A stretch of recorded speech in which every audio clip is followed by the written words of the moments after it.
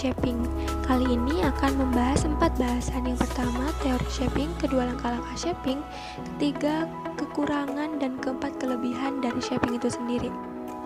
Pengertian shaping. Shaping adalah mengembangkan perilaku baru dengan penguat berturut-turut dan perkiraan yang teliti, serta menghilangkan perkiraan yang terdahulu dari perilaku.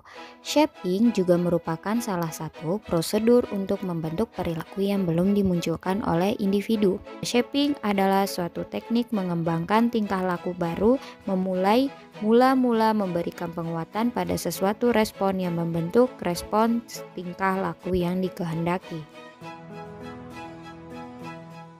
Aspek-aspek yang dapat dibentuk dalam shaping.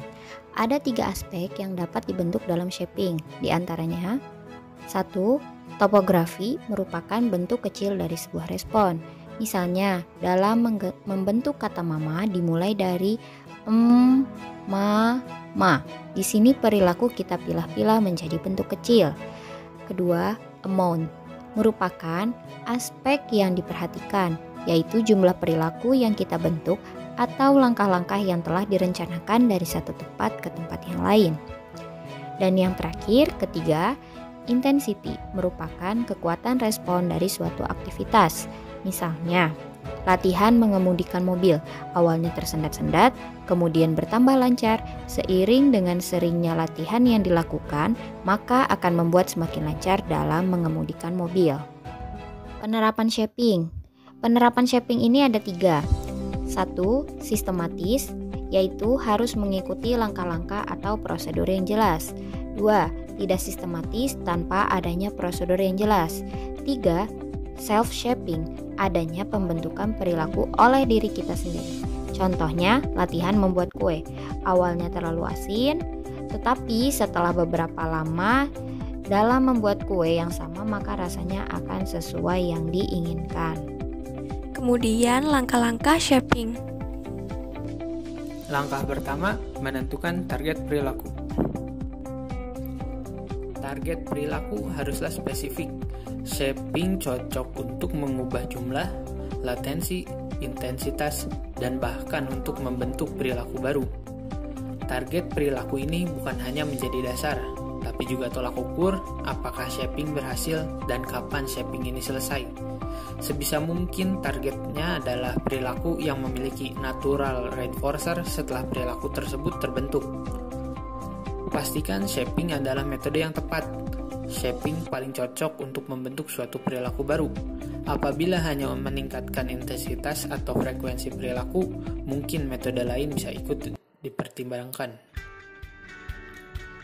Kedua, identifikasi starting behavior. Starting behavior akan menjadi titik awal prosedur shaping. Starting behavior harus merupakan perilaku yang subjek sudah lakukan setidaknya sesekali dan memiliki hubungan dengan target perilaku. Sebagaimana target perilaku akan dibentuk dari starting behavior. Ketiga, tentukan langkah-langkah shaping. Shaping dilakukan langkah demi langkah. Setiap langkah harus menunjukkan perubahan menuju target perilaku. Namun perubahannya tidak boleh terlalu besar ataupun terlalu kecil. Keempat, memilih reinforcer yang akan digunakan. Reinforcer sebagai konsekuensi harus disiapkan. Setiap langkah yang subjek berhasil mencapai perilaku yang diinginkan, trainer harus siap memberikan reinforcer saat perilaku yang diinginkan muncul. Namun, reinforcer sendiri tidak boleh terlalu mudah untuk memuaskan subjek. Setiap langkah yang dicapai harus diberikan reinforcer dengan ukuran yang pas dan berbeda. Berikanlah reinforcer yang mendorong kepada langkah selanjutnya tanpa memberikan reinforcer untuk langkah yang sudah selesai. Kelima, sampaikanlah rencananya kepada subjek. Subjek juga perlu mengetahui bagaimana rencana shaping yang akan dilakukan. Terakhir, lakukanlah shaping dengan irama yang tepat.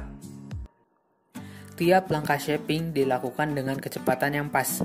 Tidak terlalu cepat karena bisa jadi perilaku belum terbentuk, ataupun terlalu lambat karena pembentukan perilaku bisa saja menjadi terhenti di tengah karena subjek sudah nyaman di langkah sebelumnya. Kemudian kelemahan dan kelebihan shaping. dari teknik ini diantaranya, yang pertama, apabila teknik ini dilakukan berkelompok, maka anggota kelompok lebih tergantung pada dukungan dan dorongan kelompok.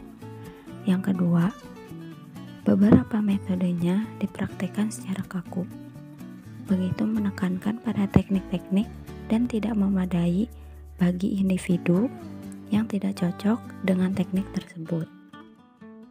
Ketiga, kecenderungan mengabaikan masa lalu dan ketidaksadaran. Sejarah awal banyak mempengaruhi masyarakat, sementara itu kelompok behavioral tidak mempertimbangkannya. Yang keempat, kurang fokus pada isu-isu besar kehidupan. Kelompok ini lebih terkonsentrasi pada kejadian nyata atau keterampilan dalam kehidupan anggota daripada kehidupan anggota secara keseluruhan. 5. Terkonsentrasi pada perilaku yang tampak, apakah terbuka atau tertutup. Kelompok ini tidak mengkonsentrasikan pada perasaan, tapi lebih pada dinamika di belakangnya. Kelebihan dari adanya teknik ini diantaranya ialah yang pertama, dapat mengembangkan konseling sebagai ilmu karena mengundang penelitian dan menerapkan ilmu pengetahuan kepada proses konseling. Yang kedua, dapat mengembangkan perilaku yang spesifik sebagai hasil konseling yang dapat diukur. Dan yang ketiga, penekanan bahwa adanya konseling hendaknya memusatkan pada perilaku sekarang dan bukan pada perilaku yang terjadi di masa yang akan datang.